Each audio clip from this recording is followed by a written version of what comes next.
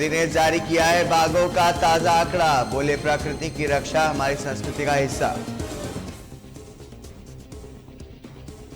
केरल में ईसाई समुदाय को लुभाने का प्रयास, बीजेपी नेताओं ने किया ईस्ट पर बिशप के घरों का दौरा।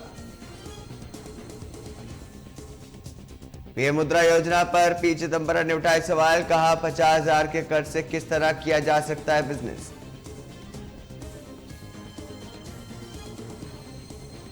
डुमरांव के पास मालगाड़ी ट्रैक से उतरी, डीडीयू से चौसा के बीच ब्रह्मपुत्र मगध समेत 7 से ज्यादा ट्रेनें फंसी। शिंदे फडणवीस का अयोध्या दौरा, शिव सैनिकों ने किया है भव्य स्वागत, राम की नगरी पहुंच करके किए रामलला के दर्शन। संजय राउत को नहीं पसंद आई सीएम शिंदे की अयोध्या यात्रा, बोले हम भी गए थे दर्शन करने लेकिन बीजेपी की नहीं मिला साथ। सीएम योगी की पूर्वांचल को सौगात, गोरखपुर को दिया है विकास का तोहफा, कई परियोजनाओं का किया लोकार्पण। डिप्टी सीएम ब्रजेश पाठक का सपा पर तंज, कहा अखिलेश सिर्फ ऐसी में बैठ करके ट्वीट करना जानते हैं, सड़क पर नहीं निकलते। राजा भैया पत्नी भानवी कुमारी से लेंगे तलाक, कोर्ट में लगाई है अर्जी, सोमवार को होगी मामले की सुनवाई। और झांसी में दर्दनाक सड़क हादसा, कार और ट्रक की टक्कर में 4 लोगों की मौत, एक गंभीर रूप से अस्पताल में भर्ती।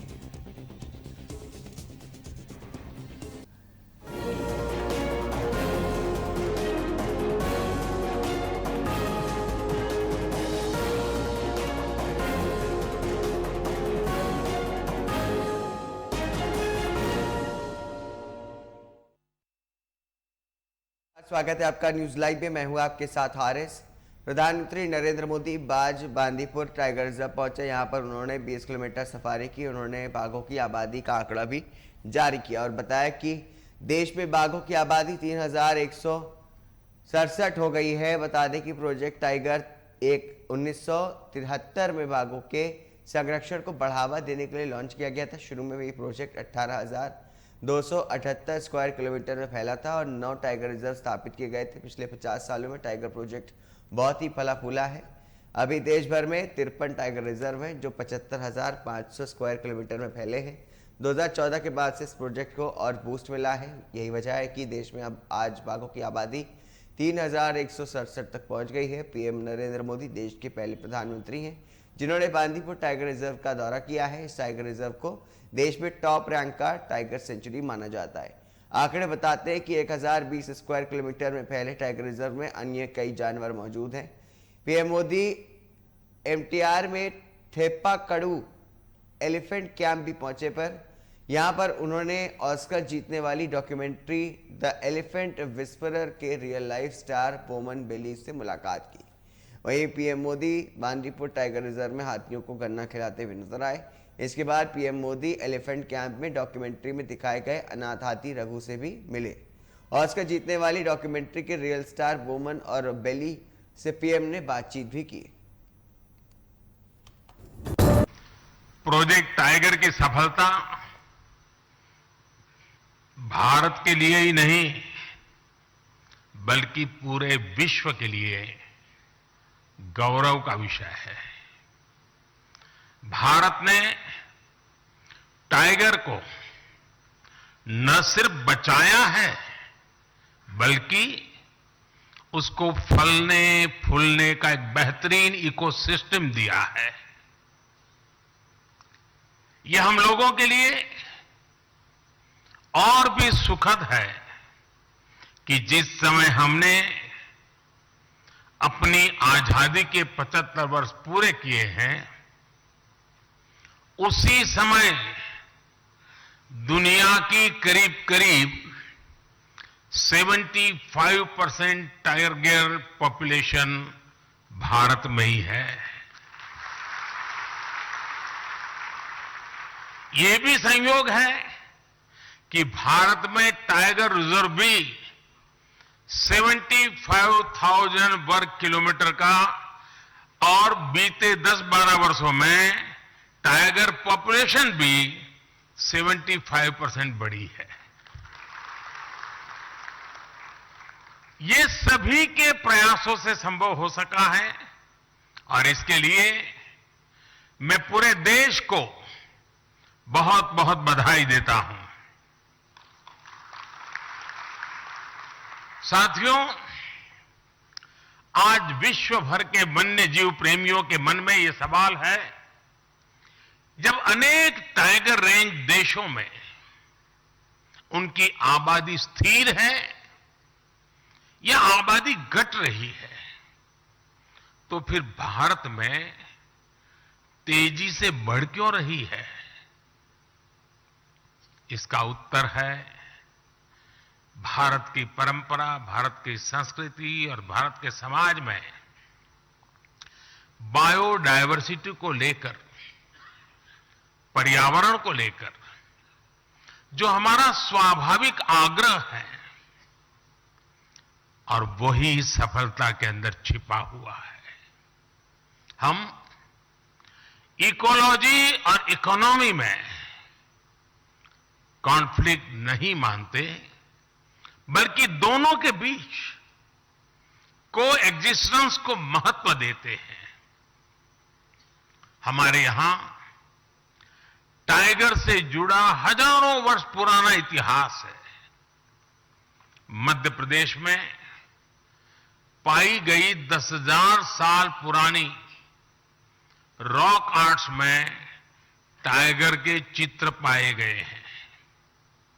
सेंट्रल इंडिया में रहने वाले भारिया और महाराष्ट्र में रहने वाले वर्ली जैसे देश के अनेक समुदाय टाइगर को पूजते हैं, वर्शिपर।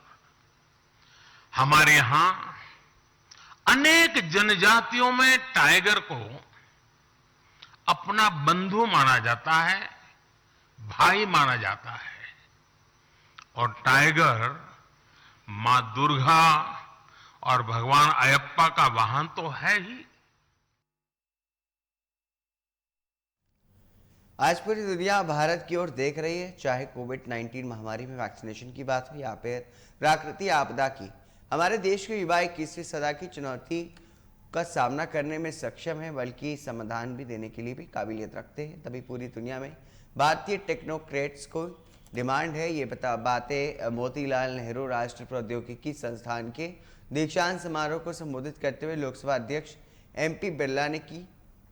दीक्षांत समारोह को संबोधित करते हुए लोकसभा अध्यक्ष ओम बिरला ने कहा कि आज आपकी दीक्षा खत्म होती है, आपकी एक सिद्धि पूरी हुई है, दूसरी सिद्धि तब पूरी होगी जब आपके अनुभव और शिक्षा का लाभ देश समाज को मिल सकेगा। इसके अलावा आपके माता पिता आपके ऊपर गर्व महसूस कर सकते हैं, तभी आपका जीवन सफल हो सकेगा। टोटल 4 गोल्ड मेडल मुझे मिले हैं। मैं BTech electronics and communication engineering की छात्रा हूँ और मुझे एक इंस्टीट्यूट गोल्ड मेडल मिला है जो कि सारे ब्रांचेस में टॉप करने के लिए, एक अपनी ब्रांच टॉप करने के लिए गोल्ड मेडल मिला है और 2 दानदाता गोल्ड मेडल मिले हैं, जिनमें से एक अपनी ब्रांच इलेक्ट्रिकल इलेक्ट्रॉनिक्स और CSE में फर्स्ट आने के लिए है और दूसरा सारे ब्रांचेस मिला के फर्स्ट आने के लिए है। और मैं इलाहाबाद की निवासी हूँ और मेरे पिताजी प्राइमरी स्कूल में मास्टर हैं और मेरी माता गृहिणी है। मेरा एक भाई भी है छोटा जो इसी कॉलेज में पढ़ता है, सेकेंड ईयर में बीटेक। और क्या बनना है आगे, पढ़ने क्या लक्ष्य रखा है? मैं आगे IAS बनना चाहती हूँ। फ्रॉम दैट मैंने MNIT इलाहाबाद से 2022 में अपनी बीटेक पूरी करी थी इन computer science and engineering, and उसी की वजह से like I got these 4 gold medals. पहला वाला वाज मोर ऑफ कि तुम कोई ब्रांच में टॉप करते हो विच इज कंप्यूटर साइंस। दूसरा होता है EC और कंप्यूटर साइंस और IT, ये सब जो ब्रांचेस होती हैं मेन ब्रांचेस इसमें करते हो टॉप, उसके लिए होता है। एक होता है कि overall institute gold medal, suppose हर एक ब्रांच हर एक ईयर का मिला के जो ओवरऑल करते हैं टॉप, एक उसका होता है। एंड एक होता है अपना लाइक स्पॉन्सर्ड गोल्ड मेडल जो स्पॉन्सर्ड करते हैं फॉर EC एंड अपनी ब्रांच का। एंड फ्यूचर प्लान तो मोस्टली यही है कि कुछ अलग करने का, लाइक प्रॉब्ली एंटरप्रेन्योरशिप या फिर कुछ अलग जो मतलब किसी लाइक जो नॉर्मल नहीं करते लोग वो, बिकॉज नॉर्मल तो सब कुछ हर कोई करता है, तो इट्स मोर ऑफ कि आप कुछ अलग या फिर नया करें, तो प्रॉब्ली एंटरप्रेन्योरशिप में ही कुछ अलग। कितने घंटे की पढ़ाई का ये आपका है? तो इस पे बेसिकली घंटे ज्यादा मैटर नहीं करते, इट्स मोर ऑफ की स्ट्रैटेजिक तुम कितना कैसे पढ़ रहे हो, बिकॉज हर किसी के पास 2 घंटे होते हैं, तो अब आप कैसा कितने उसमें कितने घंटे किस चीज के लिए लगा रहे हो, because her topic equally important नहीं होता, कुछ टॉपिक ज्यादा पढ़ होते हैं कुछ कम होते हैं। तो ये होता है कि आप कौन से टॉपिक आपको पता है कि कितना ज्यादा पढ़ना है, किसमें कितना घुसना है, किसमें हटना है बाहर, और किसको कितने हिसाब से पढ़ना है, तो उसके हिसाब से आपको मैच करना पड़ता है कि आपको बहुत ज्यादा हर चीज नहीं पढ़नी और बहुत कम भी नहीं पढ़नी, तो यही रहता है इसका। ठीक है, क्या नाम है आपका? हाँ, मेरा नाम आर्यन मित्तल है एंड मैं लाइक इस समय बैंगलोर में काम कर रहा हूँ एंड गोल्डमैन सैक्स। और हाँ, कितने फैमिली के बैकग्राउंड क्या? फैमिली बैकग्राउंड में लाइक वी आर 4 पीपल, मैं, मेरी मदर, फादर और मेरी बहन, बड़ी बहन, एंड मेरे पापा। जो आप नौकरी कर रहे हो कैंपस प्लेसमेंट हुआ था? हाँ, वो कैंपस प्लेसमेंट हुआ था। कितने पैकेज की? 36.5। पहली जॉब थी आपकी? हाँ, ये पहली जॉब है गोल्डमैन सैक्स। नए इनोवेशन, नए रिसर्च के माध्यम से देश और दुनिया की चुनौतियों का समाधान दे रहा है। मोतीलाल नेहरू इंस्टीट्यूट भी जो वर्षों पुराना है, यहाँ के पढ़ने वाले विद्यार्थी जब यहाँ से उपाधि प्राप्त करके निकलेंगे तो उनकी शिक्षा, उनका सामर्थ्य, यहाँ के दिए गए प्रोफेसर को उनका ज्ञान अनुभव का लाभ उनको मिलेगा। ये धरती क्योंकि ऋषियों की धरती है, ये धरती आध्यात्मिक और संस्कारों की धरती है, ये धरती लेखक और राजनीतिज्ञों की धरती है, इसलिए धरती का विशेष प्रभाव रहता है।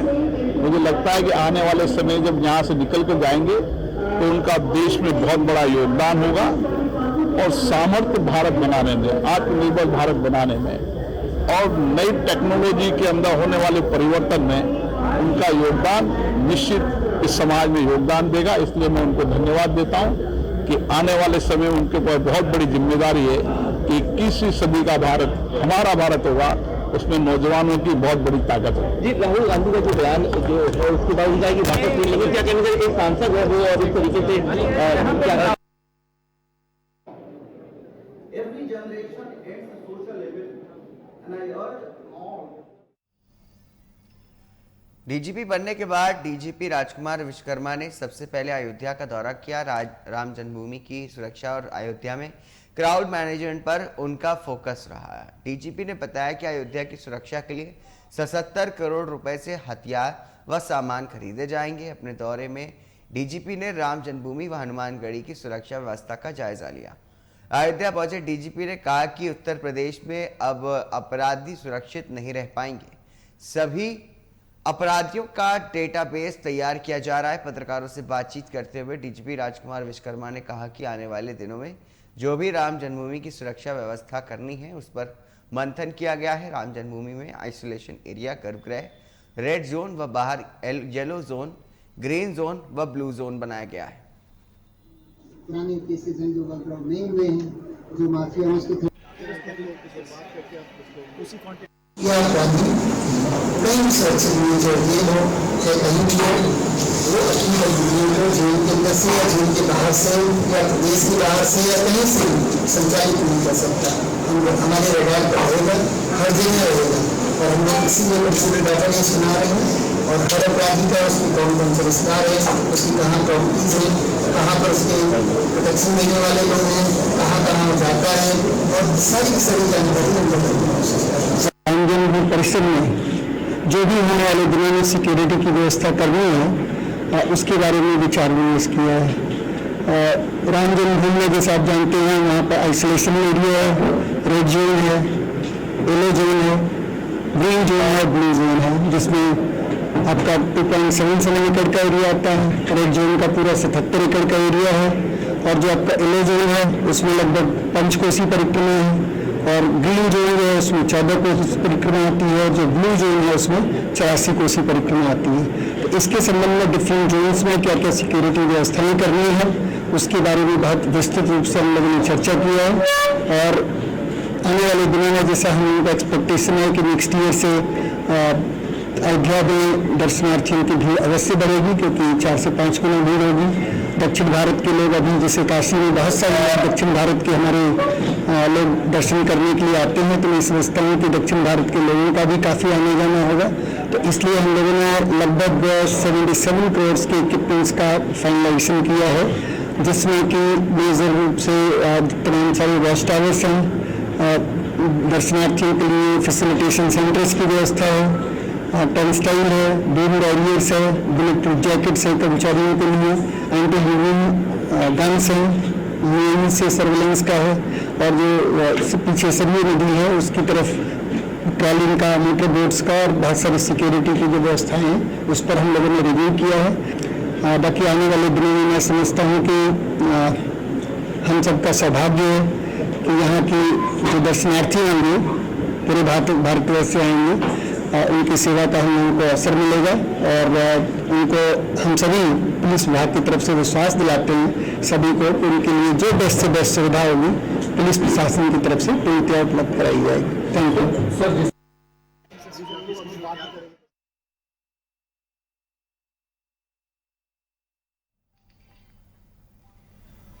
उत्तर प्रदेश के उप मुख्यमंत्री और स्वास्थ्य मंत्री ब्रजेश पाठक झांसी में इन दिनों भर के व्यस्त कार्यक्रम के बावजूद देर रात जिला अस्पताल में व्यवस्थाओं का जायजा लेने के लिए पहुंच गए।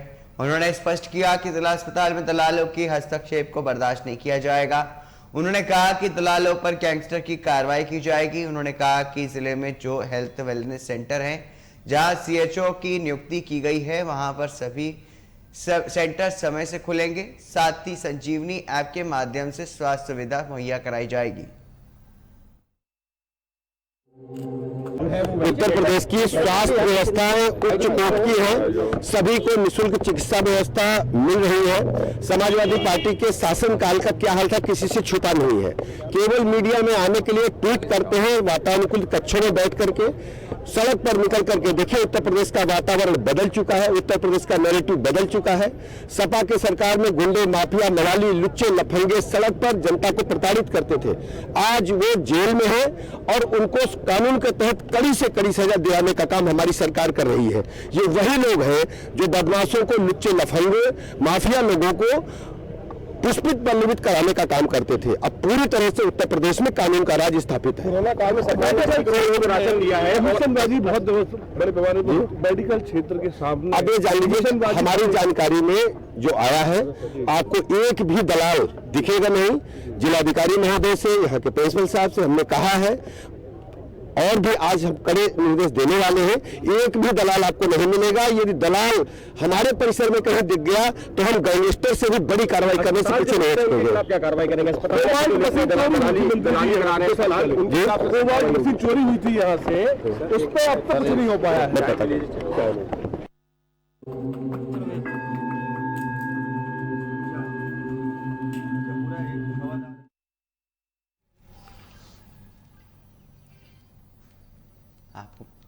प्रतापगढ़ के फूलपुर मौरी में डॉक्टर अंबेडकर ज्योतिराव फूले की जयंती पर कार्यक्रम का आयोजन किया गया, जिसमें मुख्य अतिथि के रूप में स्वामी प्रसाद मौर्य ने डॉक्टर भीमराव अंबेडकर और ज्योतिराव फूले के चित्र पर माल्यार्पण करके श्रद्धा सुमन अर्पित किए। उन्होंने कहा कि समाज के वंचितों को अधिकार दिलाने का काम डॉक्टर अंबेडकर और ज्योतिराव फूले द्वारा किया गया है। उनके आदर्शों पर चल करके हम उन्हें सच्ची श्रद्धांजलि अर्पित कर सकते हैं। उन्होंने कहा कि कुछ लोग नवरात्र में देवियों को पूजा करते हैं, लेकिन मौका मिलने पर महिलाओं का अपमान करने में नहीं चूकते हैं।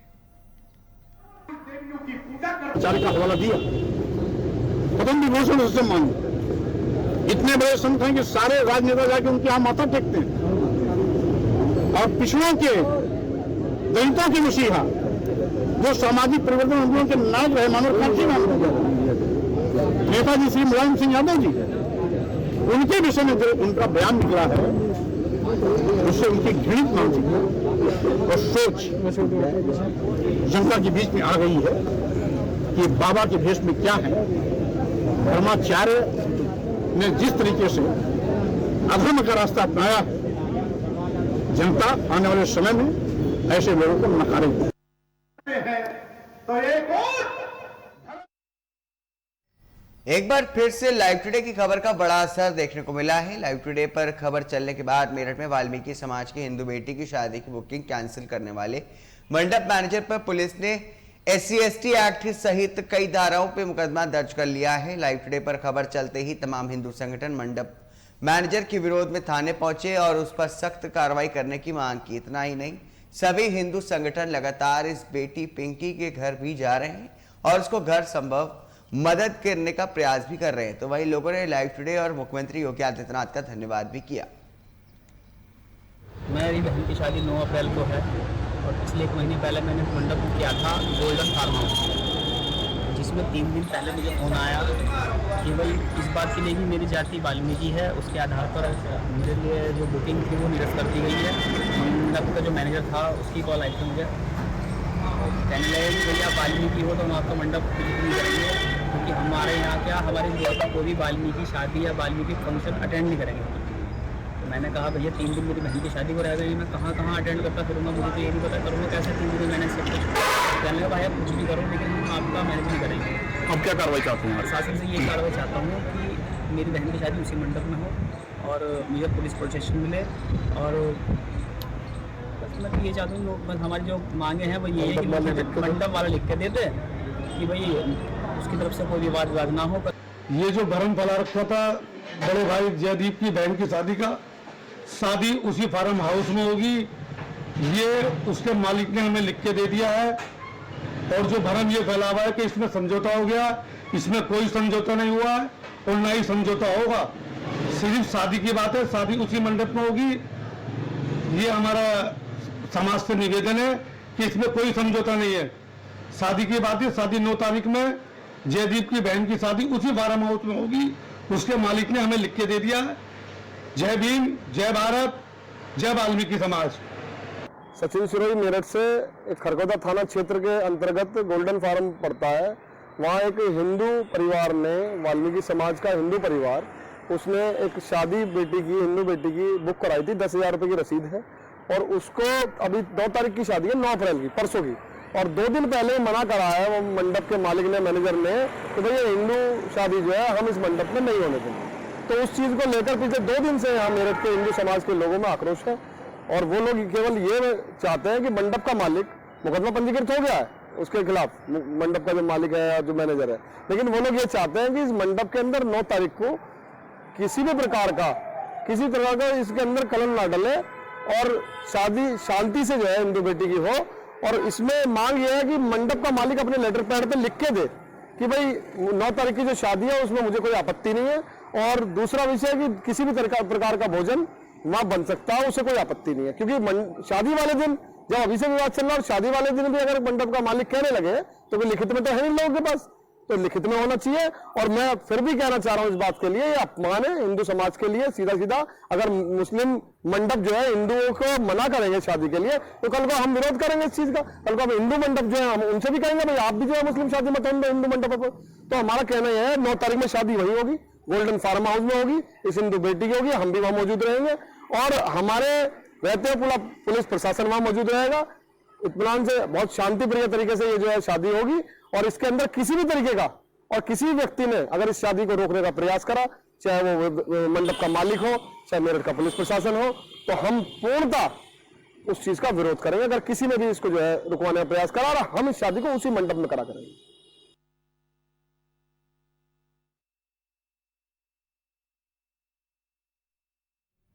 महाराष्ट्र के सीएम एकनाथ शिंदे रविवार को रामलला का दर्शन करने के लिए अयोध्या पहुंचे थे। उनके साथ महाराष्ट्र के डिप्टी सीएम देवेंद्र फडणवीस भी मौजूद हैं। वहीं अयोध्या में समर्थकों ने दोनों का जोरदार स्वागत किया। इसके बाद शिंदे अयोध्या में राम मंदिर परिसर में महाआरती में शामिल हुए। इसके बाद महाराष्ट्र सीएम एकनाथ शिंदे ने प्रेस कॉन्फ्रेंस की। पूरा वातावरण जो है राममय हुआ था, इसके साक्षी हमारे साथ आप भी लोग हैं। और इससे पहले भी हम लोग अयोध्या आए। अयोध्या बहुत ही हमारे लिए एक आत्मीयता का विषय है। यहाँ आने का जब सोचते हैं तो बहुत ही एक दिल में एक खुशी की लहर, एक समाधान और एक अलग ही कुछ महसूस होता है, क्योंकि वहाँ का वाइब्रेशन ही वैसा है। प्रभु रामचंद्र जी के चरणों से, पदस्पर्शों से ये पावन हुई भूमि है। हम सोचें कि अयोध्या में जब उस समय का क्या माहौल होगा, जब राम 14 साल वनवास पूरा करके वापस अयोध्या में आए थे, तो वहां जब दिवाली जनता ने मनाई होगी, ऐसा माहौल आज हम सोचते हैं, इमेजिन करते हैं। गुड़ी, तोरण, सब जल्लोष, दिवाली, खाली ये सोच ही सकते हैं हम लोग। लेकिन 500 साल का इंतजार करने के बाद सभी लोगों को ये सपना लग रहा था कि राम मंदिर, सभी लोगों की सोच थी, हमारे हिंदू हृदय सम्राट बाला साहेब ठाकरे जी का सपना था। तमाम इस देश के लाखों करोड़ों हिंदुत्ववादी विचार के राम भक्त, उनका सपना था। क्योंकि ये अयोध्या जो है, राम मंदिर जो है, ये हिंदुत्व का प्रतीक है, अस्मिता है। और यहाँ पर जितने भी हमारे देश में हिंदू भाई बहनें हैं, विदेश में जरूर रहते हैं, और सबकी एक ही सोच थी, सबका एक ही सपना था, सबकी एक ही अपेक्षा थी कि राम मंदिर बन जाए। और हम देख रहे हैं, अभी हम दर्शन लेने के बाद वहां पर हमारे ट्रस्टियों ने हमें कुछ पुरानी जो मंदिर की अवशेष है वो भी दिखाई, और मंदिर निर्माण का काम भी हम देखने गए। पिछले बार भी आए थे, थोड़ा प्लेटफॉर्म जैसा काम था, आज देखा तो खंभे खड़े हो गए, ऊपर का छत भी खड़ा हो रहा है। इतनी तेजी से काम होगा ये कोई भी नहीं सोच सकता था। और आज देखा कि राम मंदिर पूरा होने जा रहा है। ये सबको स्वप्नवत लग रहा था, सपना लग रहा था, लेकिन तमाम राम भक्तों की आशा, अपेक्षा, मंशा, सपना इस देश के आदरणीय यशस्वी प्रधानमंत्री नरेंद्र मोदी जी के नेतृत्व में ये काम शुरू हुआ और आगे बढ़ रहा है। और मेरे ख्याल से 2024 जनवरी में मूर्ति स्थापना भी होगी, उसके बाद भी आगे काम चलता रहेगा। वहां हम गर्भगृह में भी गए, एक अलग एक कंपन वहां पर, एक वाइब्रेशन वहां अनुभव करने को मिला। और देखते देखते राम मंदिर का निर्माण आगे बढ़ रहा है। ये हमारे लिए और ज्यादा खुशी की बात है। इस वक्त का दौरा जो है, इस वक्त ये राम मंदिर का निर्माण हो रहा है, इसमें मोदी जी के नेतृत्व में काम हो रहा है। हमारे यहाँ के लोकप्रिय मुख्यमंत्री योगी आदित्यनाथ जी इनमें पूरा सहयोग कर रहे हैं और उनकी निगरानी में, देखभाल में इसका निर्माण का काम शुरू कर। और इसलिए इस दौरान जो यात्रा है उसमें अलगपन महसूस होता है। राम मंदिर का निर्माण भी जोर से हो रहा है। हमें प्रभु रामचंद्र जी के आशीर्वाद से धनुष्यबाण भी मिला है, पार्टी का नाम भी मिला है। और मुख्यमंत्री बनने के बाद पहली बार मैं पहले वक्त यहाँ पर प्रभु रामचंद्र जी का, रामलीला का आशीर्वाद लेने पहुंचा। हमारे सभी सहयोगी, साथी, नेता, मंत्रीगण, विधायक, कार्यकर्ता, ये बहुत ही आज का दिन मेरे जीवन में सबसे बड़ा सौभाग्य का दिन है। इस आज का दर्शन, आज की जो यात्रा है, ये मैं कभी जिंदगी में भूल नहीं पाऊंगा। इससे पहले भी मैं आता था, नियोजन करके आता था, लेकिन आज हमारे कार्यकर्ताओं ने इस यात्रा का नियोजन किया है। और यात्रा का नियोजन आप देख रहे हो, इतनी शानदार किया है, इतना शानदार किया है कि पूरी तरह एक माहौल जो है इतना बन गया है, पूरी तरह यहाँ पर एक मंगलमय पवित्र वातावरण तैयार हुआ और इसलिए मैं सभी कार्यकर्ताओं का भी धन्यवाद दूंगा और सभी लोगों को धन्यवाद मैं दूंगा। यहाँ पर हमारे साथ आज सब लोग आके दर्शन ले लिया, सबने, पूरा हमारा सरकार यहाँ पर आया।